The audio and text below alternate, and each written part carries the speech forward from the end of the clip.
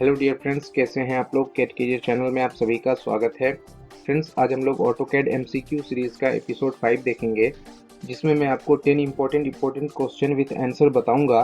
तो please video को पूरा देखिएगा। इस वीडियो में बताया गया क्वेश्चन आपके एग्जामिनेशन और इंटरव्यू के लिए काफ़ी हेल्पफुल हो सकता है। टॉपिक शुरू करने से पहले मैं आपको बता दूं कि अगर आपने अभी तक ऑटोकैड एमसीक्यू सीरीज़ का चारों एपिसोड नहीं देखा है तो ज़रूर देख लीजिए। उसका लिंक आपको नीचे डिस्क्रिप्शन में मिल जाएगा।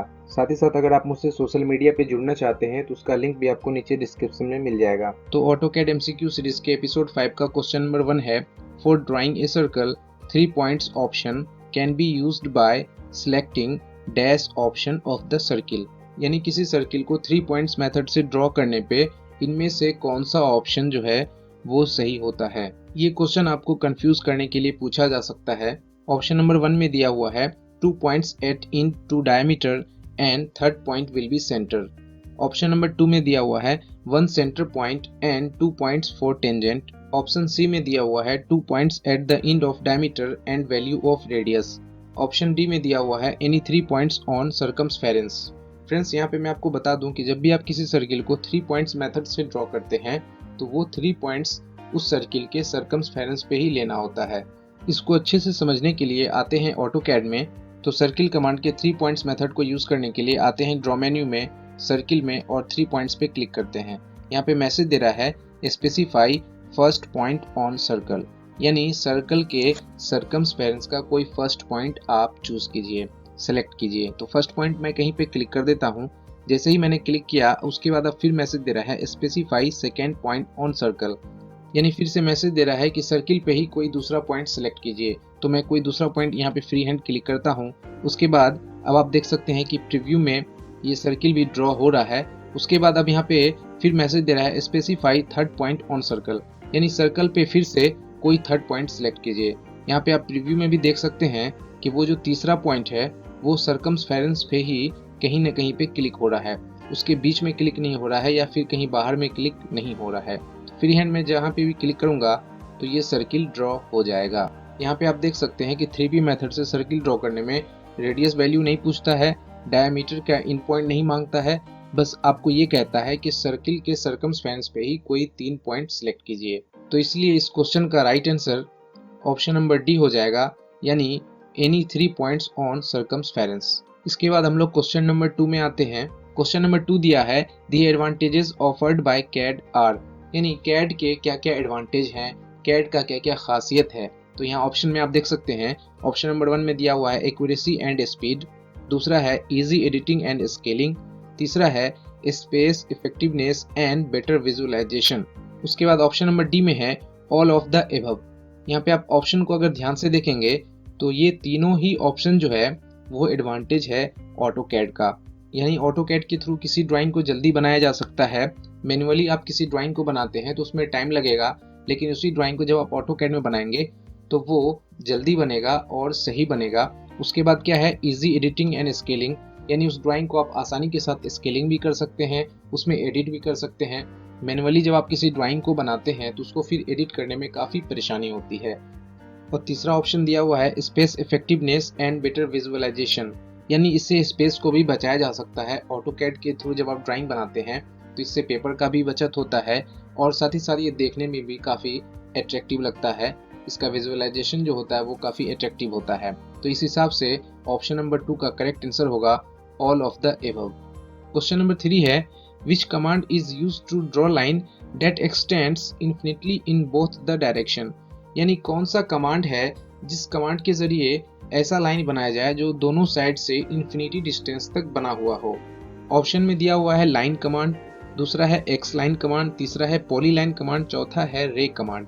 तो यहाँ पे मैं आपको बता दूं कि एक्स लाइन ऐसा कमांड है जिसके जरिए दोनों साइड से इन्फिनिटी डिस्टेंस तक एक लाइन ड्रॉ किया जा सकता है। इसको अच्छे से समझने के लिए आते हैं ऑटोकैड में और एक्स लाइन कमांड का शॉर्ट की XL टाइप करके इंटर की प्रेस करते हैं। यहाँ पे मैसेज दे रहा है स्पेसिफाई ए पॉइंट, कहीं पे क्लिक करते हैं।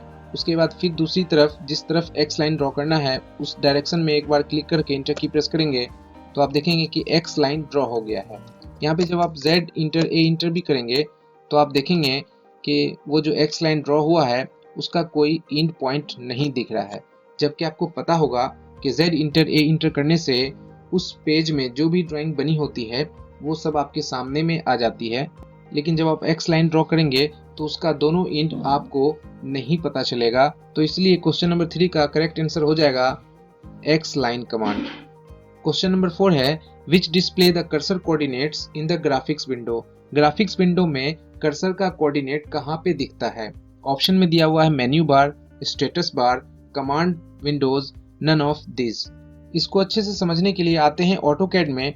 ऑटोकैड में यहाँ पे आप नीचे में देखते होंगे snap, grid, ortho, OS snap, 3D snap, इस तरीके का मोड देखने को मिलता है। इसको स्टेटस बार कहा जाता है और स्टेटस बार के जस्ट लेफ्ट साइड में आप देखेंगे कि कर्सर का कोऑर्डिनेट यहाँ पे शो करता रहता है। जैसे ही आप जूम इन जूम आउट करेंगे या फिर कोई ड्राइंग आप बनाना शुरू करते हैं तो उसका पोजीशन यानी कि उसका कोऑर्डिनेट वैल्यू वहाँ पे वो शो करता रहता है। तो ये जो कोऑर्डिनेट वैल्यू है वो स्टेटस बार के पास ही दिखता है। तो इसलिए इस क्वेश्चन का करेक्ट आंसर जो है वो स्टेटस बार हो जाएगा। इसके बाद क्वेश्चन नंबर 5 है what is the extension file of autosave in AutoCAD. Autosave का एक्सटेंशन फाइल क्या होता है? इससे पहले मैंने एक वीडियो बनाया था ऑटोसेव के बारे में, उसमें मैंने बताया था कि ऑटोसेव का एक्सटेंशन फाइल जो है .svd होता है। तो इसका करेक्ट आंसर हो जाएगा .svd। ऑटोसेव एक ऐसा फाइल है जो ऑटोमेटिक क्रिएट हो जाता है जिसका यूज आप ऑटोकैड के क्रैश होने में कर सकते हैं और ये बाय डिफॉल्ट डिलीट भी हो जाता है। इसके बारे में मैंने डिटेल से बताया हुआ है। अगर आपने अभी तक उस वीडियो को नहीं देखा है तो उसका लिंक भी मैं नीचे डिस्क्रिप्शन में दे दूंगा, आप वहां से देख सकते हैं। क्वेश्चन नंबर 6 है which of the following command is used to edit और चेंज एनी एग्जिस्टिंग ड्राइंग। किसी मौजूदा ड्राइंग को एडिट करने के लिए या फिर चेंज करने के लिए इनमें से कौन सा कमांड यूज किया जाता है? ये क्वेश्चन भी आपको कंफ्यूज करने के लिए पूछा जा सकता है। इसमें ऑप्शन है move, pan, trim, do not. तो यहाँ पे मैं आपको बता दूं कि ट्रिम कमांड के जरिए किसी ड्राइंग में एडिट किया जा सकता है, उसमें बदलाव लाया जा सकता है। बाकी जो ऑप्शन आपको दिख रहे हैं उससे एडिट नहीं किया जा सकता है। तो इस क्वेश्चन का करेक्ट आंसर हो जाएगा ट्रिम कमांड। क्वेश्चन नंबर 7 दिया हुआ है in grid default between two nearest dots is. यानी ग्रिड में दो नियरेस्ट डॉट के बीच का डिस्टेंस क्या है, दो नियरेस्ट डॉट के बीच का दूरी क्या होता है? ऑप्शन में दिया हुआ है 0.2, 0.3, 0.4, 0.5। तो मैं आपको बता दूं कि ग्रिड में टू नियरेस्ट डॉट के बीच का जो डिफॉल्ट डिस्टेंस होता है वो 0.5 होता है। इसको अच्छे से समझने के लिए मैं आपको ऑटोकैड में लेकर के आता हूँ। यहाँ पे आप देख सकते हैं कि मैंने एक ड्राइंग ओपन किया है। इसका यहाँ से मैं ग्रिड ऑन कर लेता हूँ और साथ ही साथ स्नैप मोड भी ऑन कर लेता हूँ ताकि दो नियरेस्ट ग्रिड के डॉट का डायमेंशन कर सकूं। अब यहाँ से लीनियर कमांड को यूज करेंगे और इस डॉट से इस डॉट का नियरेस्ट डॉट का यानी जब डायमेंशन करेंगे तो आप देखेंगे कि ये 0.5 शो कर रहा है।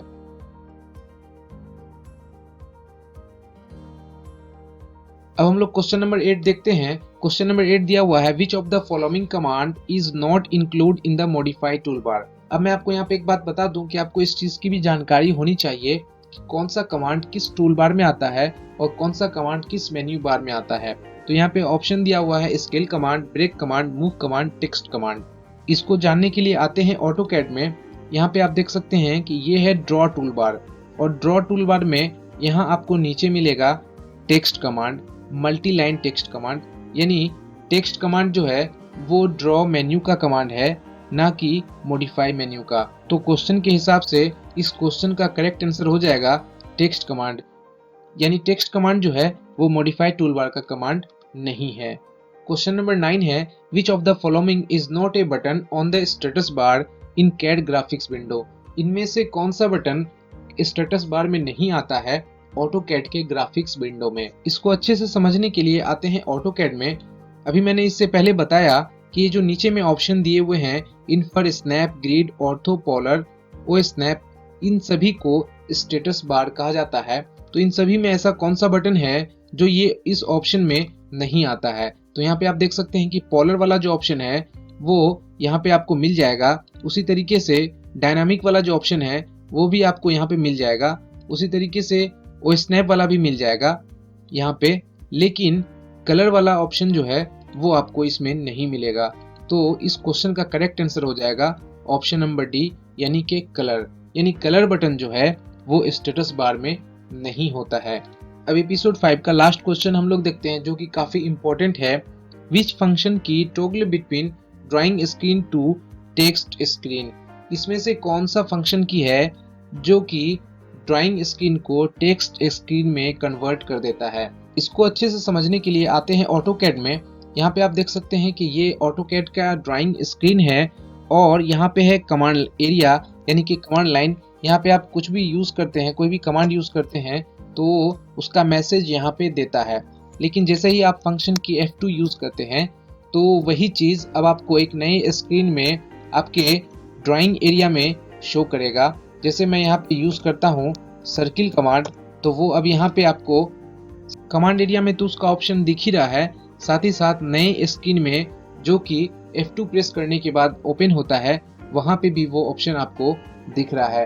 यानी जो भी कमांड आप यूज करते हैं वो वहां पे भी शो होता है। तो इस क्वेश्चन का करेक्ट आंसर हो जाएगा फंक्शन की F2। यानी फंक्शन की F2 को प्रेस करके ड्राइंग स्क्रीन को आप टेक्स्ट स्क्रीन में कन्वर्ट कर सकते हैं। तो यहाँ पे ऑटोकैड MCQ का एपिसोड 5 कंप्लीट होता है।